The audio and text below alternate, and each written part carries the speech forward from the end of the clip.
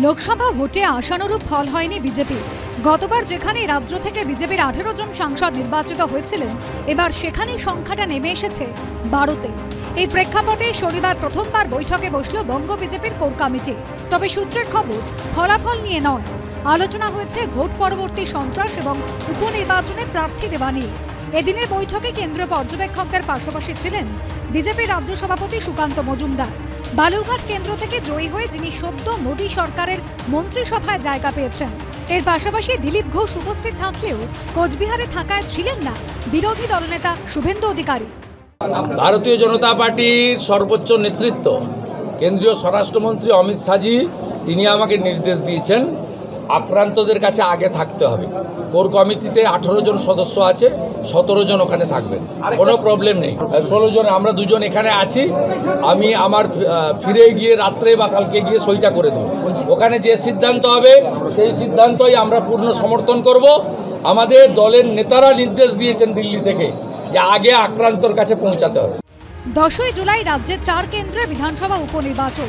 BJP সূত্রে খবর, প্রতিটি কেন্দ্রের জন্য 3 জন করে মোট 12 জনের নাম পাঠানো হয়েছে কেন্দ্রীয় নেতৃত্বের কাছে।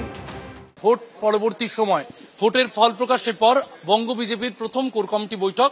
10ই জুলাই যে 4 কেন্দ্রে উপনির্বাচন তার প্রার্থী বিষয়ে আজকে কোর কমিটি তারা আলোচনা করেন এবং আগামীকাল বা পরশু দিল্লি থেকে এই 4 কেন্দ্রের জন্য প্রার্থীর নাম ঘোষণা করা হবে, এমনটাই বিজেপির সূত্রে খবর।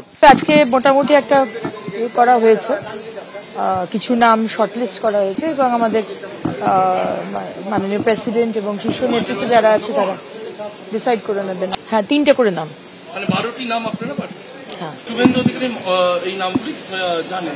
হ্যাঁ, ডিসকাশন হয়েছে এটা।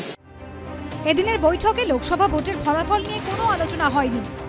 এত কম সময়ের মধ্যে আমার মনে হয় আলোচনাটা হয় না। এই বিষয় নিয়ে আমাদের ভবিষ্যতে আলোচনা হবে। আমাদের এই নিয়ে অনেক দীর্ঘ আলোচনা আছে, কিন্তু সেটা ভবিষ্যতে নিশ্চয়ই হবে। এখন আমাদের সামনে বিধানসভা উপনির্বাচন আছে, সেই নিয়ে আলোচনা হয়েছে। ওরা গোহারা হেরেছে। একটা দল হারার সঙ্গে সঙ্গে তার সমস্ত কটা গোষ্ঠী বিন্যাস এবং যে কুৎসিত বিপজ্জনক অভিযোগগুলো একটা দলের মধ্যে হচ্ছে, তাতে তো বিজেপি সম্পর্কে ঘৃণা যে কোনো মানুষের বাড়বে, এটা তো খুব স্বাভাবিক ব্যাপার। আবার অনেকে সেই মিটিং ফেস করবেন না বলে জেলায় জেলায় নাটক করে পালিয়ে যাচ্ছেন, তাও দেখছি। আদি বিজেপি যারা ছিল তাদের হাত থেকে হাইজ্যাক করে যারা এসে দল নিয়ে মাতব্বরি করলো, তারা আবার ডোবালো। ওরা কি করবে, ওরা ঠিক করুক।